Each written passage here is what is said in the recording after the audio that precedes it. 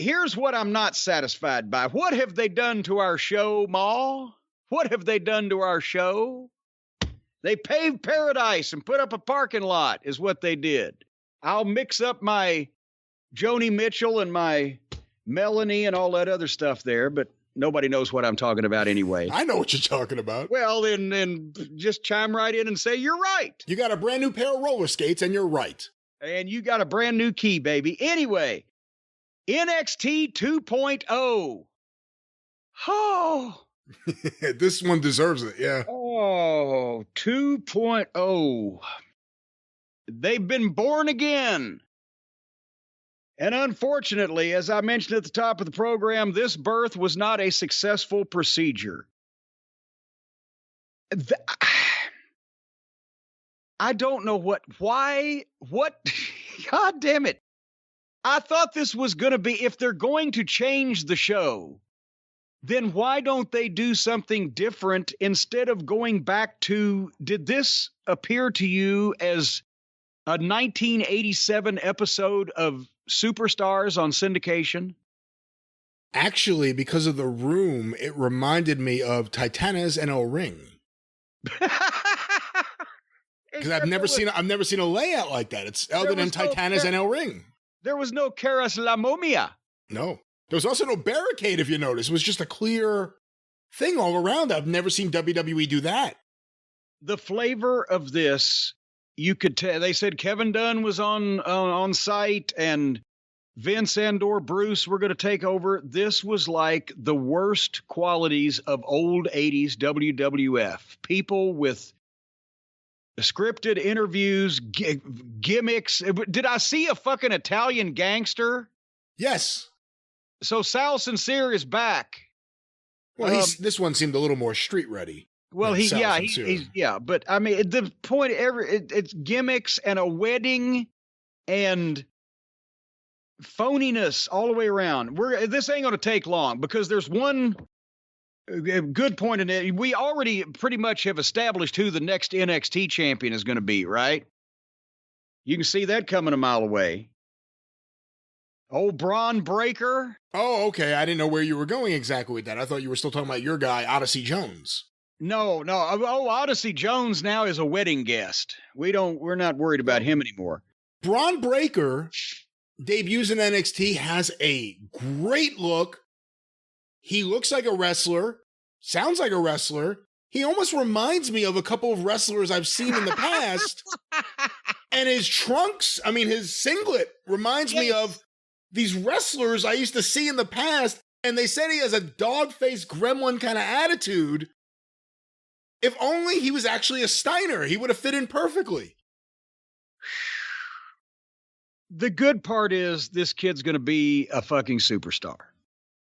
That's the good part of this whole, that's the good takeaway that I can come up with from NXT's relaunch. Bron Breakker, the worst name that I've ever heard. In 3 years, he'll be in the main event on whatever main roster they've got him on. However, it may be a long road to hoe till then. They started out the program with Tommaso Ciampa, Pete Dunne, Kyle O'Reilly, and LA Knight doing promos because they were in the four-way to determine the new NXT champion since Samoa Joe comes back, wins the thing. We bid adieu to Karrion Kross to go get his career killed on Raw. Samoa Joe's the champion, and then he gives it up. Medical. Won't tell us what, won't tell how long, but he just relinquished the belt. I don't know what the fuck they're doing here. But these four were going to have a match anyway to determine the number one contender. So now they're going to have a match to determine the new champion. And out of these promos, LA Knight's was by far the best one. And it was the last one. And then he turns and is confronted by Bron Breakker. And at first I'm like, what the fuck? And I thought, this guy's familiar. But because it was quick at the start and I was surprised. But then basically LA Knight says, okay, well, I'm going to do that later on. But next I'm going to beat the brakes off of you. So now LA Knight can just say, well, next I'll wrestle you, person I've never met before. I'll just rewrite this show. Nothing was scheduled. It's just WWF attention to detail, like nobody gives a shit, nobody cares, and there's to be no pretense at this. But then he comes back, and pretty soon I realized that has to be Steiner's kid. And I've seen a picture of him not a long time ago, but when they signed him or whatever, and then I read, but they had just announced they were going to let him use the name Rex Steiner, which is fucking great. Scott Steiner, Rick Steiner, Rex Steiner, it fits. But then they say, well, they don't want him to be able to use his real last name, which is Rex Steiner. It sounds so similar when he leaves, which eventually I'm sure he will at the way things are going. So they give him a fucking goofy fucking name that they're going to have to change later on. And mark my words, they will change that name. And they're going to acknowledge that he's Rick Steiner's son. They're just going to waste a lot of time first. So anyway, that's the first. Go ahead. And just it's so counterproductive if you live in fear of guys leaving. It's so counterproductive. And that's the thing. They tie these guys up with these stupid names. And then it all backfires anyway. Why waste everyone's fucking time? He looks like a Steiner. He wrestles like a Steiner. He'll get over more if people can watch and go, oh shit, maybe that's one of the Steiners. But no, let's give him a stupid name that no one in the world would ever have. That sounds good. By the way, the color paint splatter open, and is that Snoop Dogg doing the theme music now? I don't think so. Did they say Snoop? Well, no, I don't know who these rapper people are. It just sounds like something Snoop Dogg would do. I didn't like the music. I didn't like the paint splatters. I don't like the logo. The entranceway looks like the unicorn vomited, but the arena is lit up when they're having a match and looks great. Remember we said it's so dark, NXT before? Well, now the ring looks great, but I don't know why did they spend this much money on a new open when most of the fucking people ain't going to give a shit, especially when they see the new show and the new talent they're giving them. The open and the logo is the least of their troubles. My 12-year-old daughter watched some of it because it was on during the Mets documentary on ESPN. So I had it on downstairs for when I went downstairs to grab something to eat. I could see what's happening in NXT and I'll watch it later. And my 12-year-old was down there. She watched a little bit of it. And I said, well, what did you think? I figured, let me get the outsider's point of view. She said, I liked the way it looked. It was very colorful. And I said, oh, did you watch? She goes, oh, no, I just left. So she liked it. She's the target audience they want. She doesn't like wrestling. They want to get her in the door. And she didn't like it enough to watch it more, but she acknowledged that she liked the way it looked. Oh, lovely. Well, anyway, Bron Breakker, let's get positive. He looks like $1 million. He's got the size. He's got the body. He's got the personality. He's got the intensity. He's very green. I don't know where he's been training or who's been training him because he was playing football till just recently. I mean, I assume maybe his dad, Scotty, anybody's worked with him, but he's green, but that's to be expected. He fires up too much, but that's to be expected. When I say fire up, every time he hits somebody, they take a bump. He goes, every time. That is a thing that guys with that intensity and the muscle guys and et cetera, they rely on when they're in the ring early on because they don't really know how to transition or flow from one thing to another without feeling awkward. It's not that they necessarily look awkward. They just feel awkward. So they do that to show that, he'll back up on it. He'll bring it down. He's not necessarily a natural at selling smoothly, but his aggressiveness and the strength that he's got to move guys around makes up for that in some respects, because even though he's green, his offense looks better because obviously he's a full-grown, overgrown guy hitting somebody, so it looks okay when they bump for it, but also he's like Rick, he's like Scott, he's like Dr. Death, he's like a lot of those guys. He's strong enough to pick guys up and do the twirling power slam, and it's not necessarily that he's got great technique from practicing it all these years. He's just strong enough to pick this motherfucker up and turn him any direction he wants to go and then put him down the right way so it's safe. so his moves weren't reckless because he's strong enough to put these people anywhere he wants to go. And he seems like he gets some of the little stuff already, which probably, again, because of growing up around a guy, his dad and his uncle were in the business. But a poor LA Knight, I mean, he's in the main event, but now he's taken this match. And as the match was 3 minutes old, I said, there's no finish here otherwise than Bron Breakker going over. And then I started thinking, what the fuck has poor LA Knight done? He's being penalized by being a good, experienced worker. He can get anybody, anything over. So, okay. And that's what happened. They had a good basic match where LA Knight led it and let Bron Breakker do all of his power stuff. And once again, Bron has the facials. He gets the idea of portraying a struggle, and then nice, simple fucking press into a power slam. Boom. 1, 2, 3. Bron Breakker goes over. Poor LA Knight. He's been in the middle with the, Cameron Grimes and Ted DiBiase. Then he's going to wrestle for the title, but first he does a job in segment 1. But Bron Breakker will be, as a Steiner, will be a main event guy on the main roster in 3 years. Unless he gets disgusted and gets run off from the entire business. Mark that down in your little black book, Mr. Last.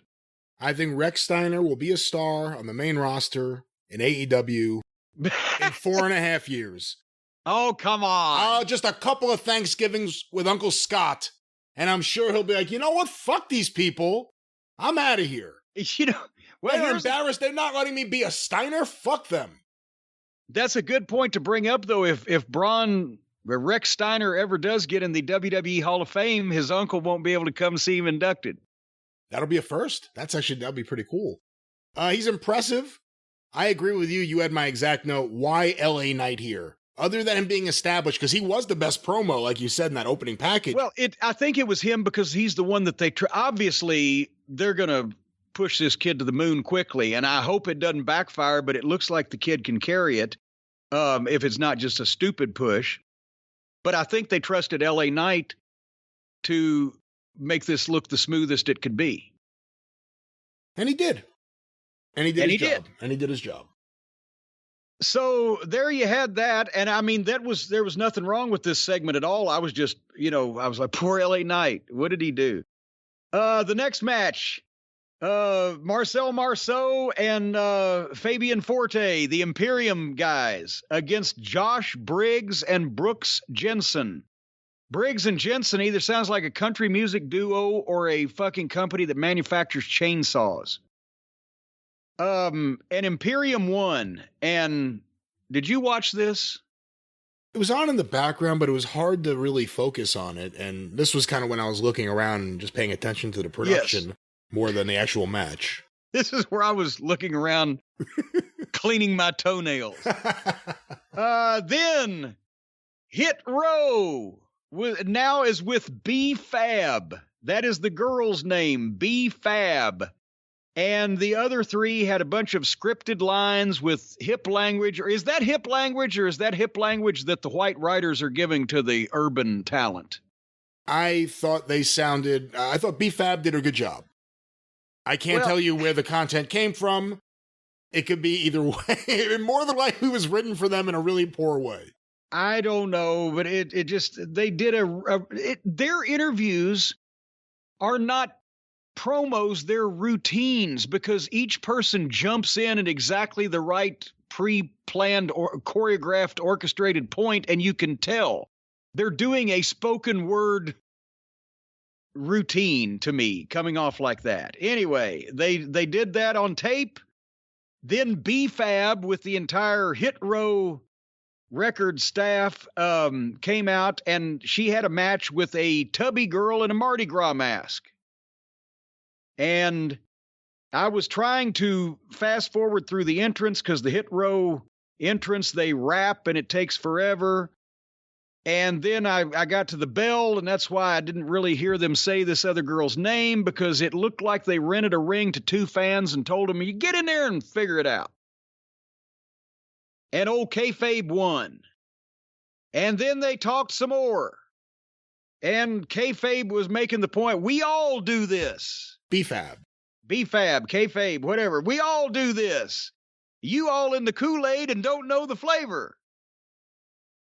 And scintillating lines like that. And then here came the Lucha Suits with their new girl now. They've got a girl with them, Elektra Lopez. Seriously? It's less like Leaf Cassidy. I mean, I know Vince gets a kick out of these fucking names, but I was there when they actually and had a part to play in it when they actually named poor old Al Snow Leaf Cassidy, because Bruce got him on the goddamn topic that, well, the new rockers, well, teeny bopper idols. Well, there was Leaf Garrett and there was Sean Cassidy and there was so-and-so and such and such. That's how they named him Leaf Cassidy. And apparently Carmen Electra and Jennifer Lopez have now had an illegitimate child named Elektra Lopez, because that's the only two apparently Hispanic women that middle-aged white men know of. Even I know of them, so I know they got to be commonly known. I don't think Carmen Electra's Latina. Well, who else is named Elektra then? Well, her real name's not Carmen Electra. Well, I didn't say it was. I'm talking about when you name this girl Elektra Lopez, where else would you get Elektra from? I'm not sure, but I don't know if this is the time to say it, but I will. When I saw Elektra Lopez come out, and I missed her name until you just said it. I had no idea what her name was, to be honest, because after she said it, I guess the first time, she never said it again, and no one ever referenced her by name. Nothing against her. We just saw her for the first time, and we've seen how they've handled Andrade over on AEW. It's amazing that Selena De La Renta doesn't have a job right now. There you go. Yeah. But hey, we can't, as a matter of fact, it might be better off for Selena De La Renta she's not involved in this. Because I wrote, is shit stain booking this Jerry Springer shit with a black group with a girl spokesman talking about a Latino group with a girl spokesman. It's right up with his fucking, gang mentality alley. Let's get all the factions to fight each other. And they're mad at each other. Of course, this was the show also where we got the long-awaited wedding of Dexter Lumis and Indy Hartwell, and they did segments through the program with the bride and the bridesmaids, quote unquote, and the groom and the groomsmaids, whatever the fuck. Why was Johnny Sameface talking to Cameron Grimes and Odyssey Jones? Isn't he a heel and they're baby faces? Why were they even invited to his wedding, to be in the wedding? I think due to the overwhelming positive spirit of these nuptials, that Johnny Gargano's willing to deal with whoever is going to be a part of this procedure and participate in a positive way. And because of that, that's the only thing I could think of. Okay, but they bring Austin Theory back. That makes sense because he was, I guess, the adopted son of the same-face couple. Yeah, exactly. What is the relationship? I don't know. Well, yeah, we thought you ran away. He's their dog. Childish. But then Damian Priest comes in. He's back slumming. But why did this heel invite the baby faces to his fucking wedding? And they're just standing back there talking like everything's okay. Then Carmelo Hayes, who won the breakout tournament, when I was screaming, my God, they didn't put Odyssey Jones over. They put this fucking Carmelo Hayes over. Okay, I'll try to accept that. And I said, why did they put them together? Because they're both baby faces. Now he comes out and he does a live interview with his friend Trick. And he brought his friend Trick with him because they've been talking. And he asked Trick if Trick was about it. And Trick told him that he was about it. And they did some scripted, cute byplay amongst each other. But this was the most scripted thing, top to bottom, this television program I've ever seen. And then they go to leave and they run into, on the rampway, Duke Hudson is coming out. And they pass a couple of words, and then the baby faces, Carmelo and his friend Trick, Roland, and Duke Hudson has been on this program as a heel in the past. So the baby faces, 2-on-1, roll in the ring, glom old Duke Hudson, hit him with some really bad, phony-looking kicks, and basically kick the shit out of him. So now these guys are heels a week after he just won this fucking tournament as a babyface. Did you understand what was happening here? It's almost as if they haven't had a plan the last several weeks because they don't know what they're going to do. That's a good observation. That's all I have to observe about any of this. I've never seen this guy before or Trick. I don't know what else to say. I still haven't seen Odyssey Jones wrestle, so I haven't even seen him yet. No, he was in the wedding party. We're not talking about him right now. Caden Carter and Casey Catanzaro took on Gigi Allen and Jane Wayne Gacy in a tag team match. And the heels, Allen and Jane Wayne Gacy, have unveiled the new Mandy Rose. And shockingly enough, she changed the color of her hair. Oh, Auntie M, the storm's coming. What will we do? So they had this tag match, which I didn't watch, with the girl in the corner with the new hair color. And then the heels won, and they started kicking the shit out of the baby faces, and here comes Saray. Saray is apparently the NXT version of Riho. And she hits the ring and clears all the heels out, all three of them, pretty much by herself. Okay, so she's made a nice save. For the two girl, Carter and Catanzaro are both 4'9" apiece, so this one girl beats up the three heels. They take off. We go to the break. We come back from the commercial break. And now it's a 6-girl tag team match. And they have another match. And the heels win again. Was this necessary on the much hyped debut of the all-new look of NXT to have two pretty much the same matches back to back? I did not think this was very productive, no. No. And I don't think anyone... There's nothing in this match that I think would have made anyone stop and say, I want to watch that match. And, of course, I didn't care about the Mandy Rose Otis love affair, let alone Mandy Rose changing her hair and becoming a tough guy. I didn't care. I can't imagine why tough guy. What are you, some kind of tough guy? Apparently, sometime during the girls' match, Ridge Holland in the locker room or back area of the building attacked Kyle O'Reilly and took him out. And, of course, that was caught on security camera. They showed it in the corner of the box while I was fast-forwarding through the thing. But basically, Kyle's out now. So there's one of the established talents in this company. He's out of the main event. And the guy that saved his bacon, Von Wagner, is going to take his place in the... Von Wagner, the long-lost cousin of Richard Wagner. That's why he was the one who composed Bryan Danielson's theme music. It's all an incestuous relationship here. Hey, can I ask you a question? Please do. Do you think they sat Rex Steiner down and they said you could be Bron Breakker or Von Wagner? Yeah, I'll take Bron Breakker. So Von Wagner, that we have never seen or heard of before, is now going to be in the main event for the NXT championship just because he fucking came to the rescue of a guy who was getting beat up. And okay. They actually thought about this before they did it, folks. That's the worst part. Then the next match was Drake Maverick with Grayson Waller in his corner against Ridge Holland. Drake Maverick is 5 feet 5 inches tall and 140 pounds, and Ridge Holland is 6 foot whatever and got to weigh 250. And this was a very quick squash, and thank goodness for that. And I won't even ask you your thoughts because then you might give them to me, and I want to move on.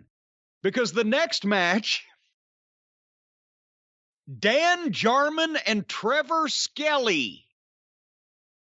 Trevor Skelly has to be his birth name. Nobody would make that up.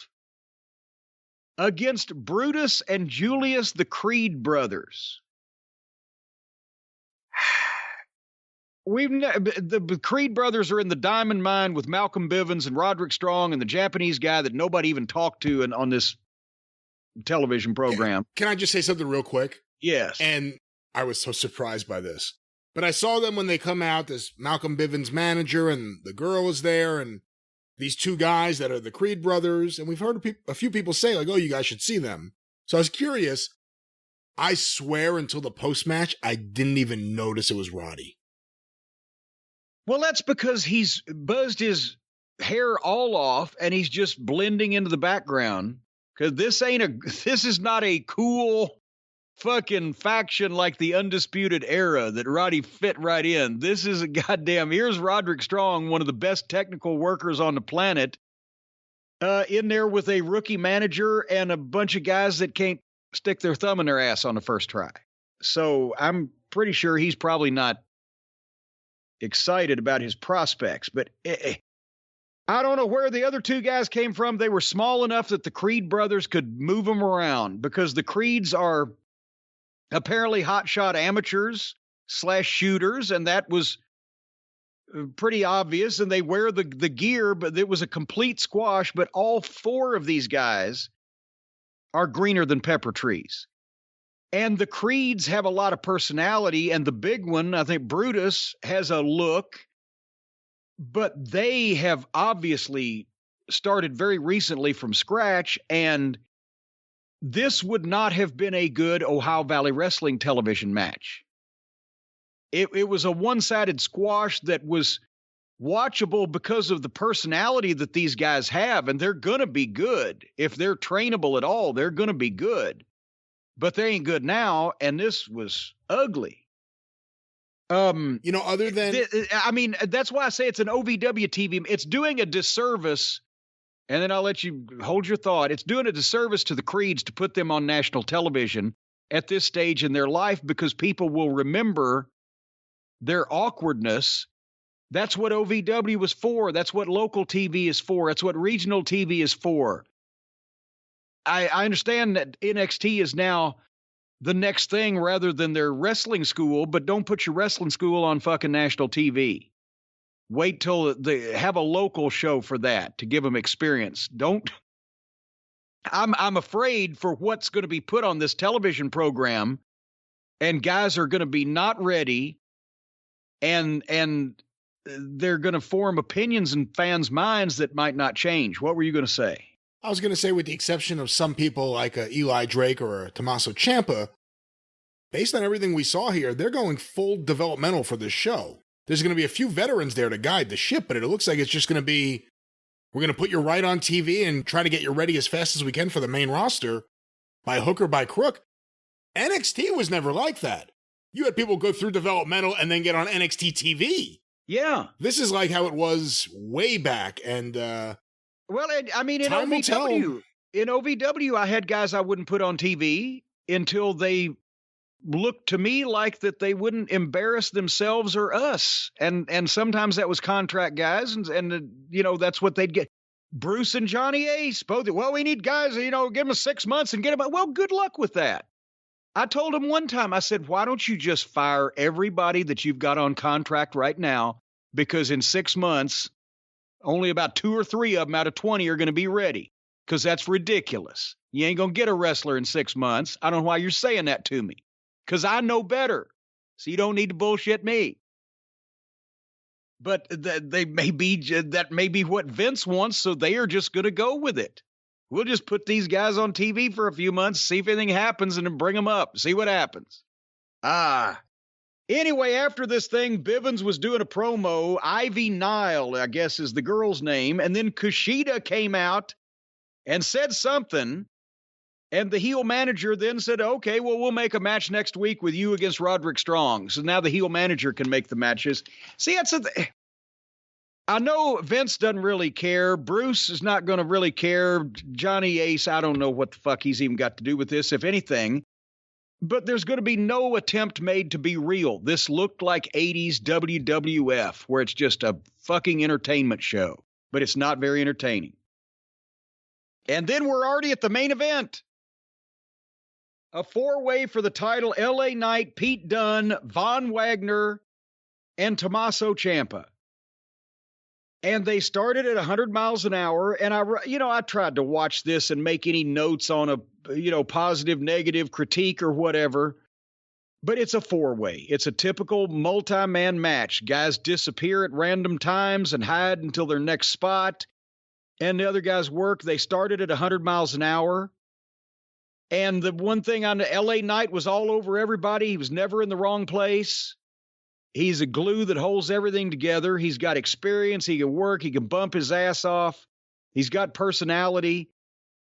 Wagner isn't bad. He's just green. I don't know where the fuck he's come from. It was the best wrestling on the show, but that was like, you stole the show, but it was petty theft. It just the match made no sense because four-ways don't make sense, but LA Knight, my God. So he does the job in the first match. Would that have been Rex Steiner's first match in front of people? It was definitely the first one on TV. I don't know if it's the first one in front of people. Maybe. Have they been running any shows with the NXT trainees since the pandemic to where point is he wrestles a fucking beast in his very first match on TV, maybe his very first match in front of people, and does a job to a nice stiff power slam. Then he wrestles this match. Ciampa, for one of the first times I've ever seen him do it, does a dive onto all three of them, but he caught LA Knight with either his elbow or his head coming down and busted LA Knight wide open. He's bleeding like a stuck hog.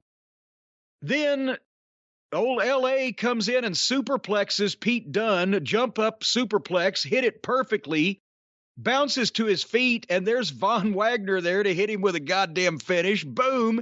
And as he's getting covered, Tommaso Ciampa saves and dumps Wagner out and then hits his finish on LA Knight and beats him 1-2-3.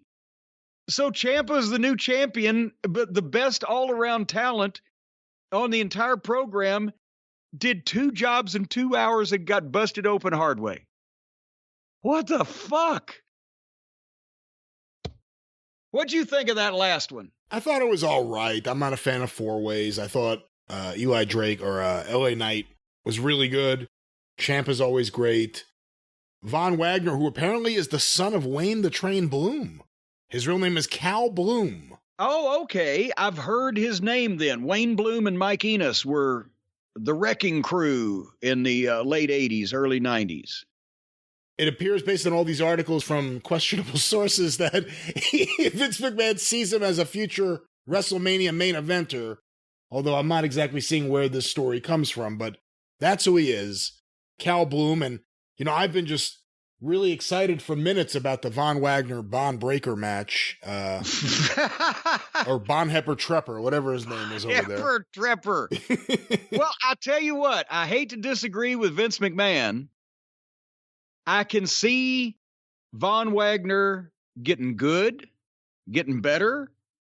He wasn't rotten at this point. I can see him being a top heel at some point. I don't see WrestleMania main eventer written on him right now. I do with Rex Steiner. We'll see who goes farther first. If I was going to, out of those two guys, who's going to be in the main event at WrestleMania at any time in their career, or definitely first, it would be Rex Steiner. And the problem is, every single press interview he does once he gets to the main roster, they're going to say, oh my God, I love Rick Steiner and Scott Steiner. How come you're Bron Breakker or Bron Breakker? I don't even know what his name is exactly. Yeah. Wait till they try to send him to Michigan. Do some publicity. It's so stupid. That's why I said to you, and you said no way. Watch them change Gable Stevenson's name. Watch them do it. They're going to do it. Here is Cliff River. Well, I said that was the main event, but it wasn't the last thing on the show. Because we all know what that was. This fucking fakakta wedding. Wow, that was impressive. I give See, you I like I that. tip my hat to you here. Yeah, I've learned that one from Finkel. They did a package on this entire goofy love story leading to this wedding that nobody believes this shit. It's hot garbage. It's pure. This was the purest 1980s cartoony WWF that I hated at the time and never wanted to see. And the same guys that were presenting it 35 years ago are presenting it again, except this isn't Randy Savage and Miss Elizabeth. There wasn't star power here that could make this the spoonful of sugar to make the medicine go down. This was a bunch of fucking idiots acting like children and doing a thing that nobody believed and nobody wanted to watch. Who was this for? Men don't want to watch weddings on television, real or fake. I think that's a fucking standard accepted fact. Women like to watch real ones, but I don't know if they like to watch fake ones. Children, the material was written at a child's level, but would they care about this wedding because the material was so bad, we really can't care about anybody involved in it, no matter whether we're men, women, children, animal, vegetable, or mineral. I mean, who was this for? Vince McMahon. This reminded me, you hit on it. There have been other weddings. They're usually awful. This was right off TNT. This was the closest to the Butcher Vachon wedding as anything I've seen since. Yeah. This was right off TNT. Bad comedy, bad acting, stupidity all around. I mean, everybody knows what I think about Johnny Sameface's acting. It's horrible, and he's over the top, and he's got phony written across his face. This material was horrible. The writers should be ashamed of themselves, except if Vince sat and dictated this whole thing, somebody ought to get fired over it. Everybody, does anybody here object to the wedding? Everybody raises their hand to object, and Loomis shows them he's got an axe in his fucking jacket. And then they take their hands down. And then Indy Hartwell does her vows, but of course Loomis's gimmick is he doesn't speak. So the minister complained to him about not speaking when his bride had poured her heart out, and Loomis chokes the fucking minister out. And not only that, but he's left laying there. The body lays there in the same spot without moving until the end of the segment, while Beth Phoenix, who I have enjoyed immensely as a well-spoken female color commentator and was a heck of a wrestler, she jumps up and says she got ordained as a minister online last night and takes over while the minister is laying under her feet conducting this ceremony. You know what I wrote here? I wrote, this is why the WWE is about to get their asses kicked in the ratings by a fucking amateur hour. This right here. Because AEW signs the most popular talent and brings them onto their program, and the WWE responds with garbage television that wasn't good when they did it 35 years ago.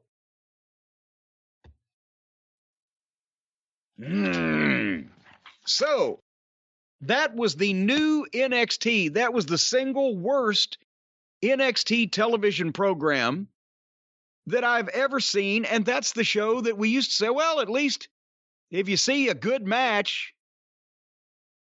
Jesus Christ, they've put the boots to that program. If this is what we're going to see every week, are the ratings going to drastically drop from here, or are the people that watch the show, are they just going to do it out of habit? And it's, I can't, 2 or 3 weeks in a row of this, I think they might as well give it up. We shall see. NXT 2.0, otherwise known as Paul's cardiac event. You could see why he may have been having some problems there. Look at what that is compared to what NXT was. Like I said, my daughter, who I think was the audience they were going for with that look, she liked the look, and then she walked away from the TV. I sadly had to watch, and I wish I hadn't. other than Steiner. Well, I shouldn't call him that. Other than Bron Breakker, who really does have potential. Yeah. But he's in the middle of this fucking, it's like Fruit Loops exploded all over the fucking screen. It's just colors everywhere. Not for me. Well, they need help with this program, I think, at this point. They need to make the program better. I think they need better help. That's what they need. They need better help on their program. And folks, you may need better help in your life. And the folks at BetterHelp are standing by now to help you. If there's something interfering with your happiness, preventing you from achieving your goals, something you need to talk to somebody about, the folks at BetterHelp can assess your needs and match you with your own licensed professional therapist, where you can start communicating in under 48 hours. No having to make appointments months out. It's professional counseling done securely online with a broad range of expertise available amongst their counselors, and the service is available worldwide, wherever you are. It's a virtual thing. You can log into your account anytime, send messages to your counselors, and get timely and thoughtful responses. You can schedule weekly video or phone sessions. We've been talking about this. We've read so many of the emails from listeners and Cult of Cornette members that say that they were helped. They were able to communicate with somebody. They were able to work through something with the folks at BetterHelp. You can give it a try. Go to their website, betterhelp.com. That's HELP, by the way. betterhelp.com.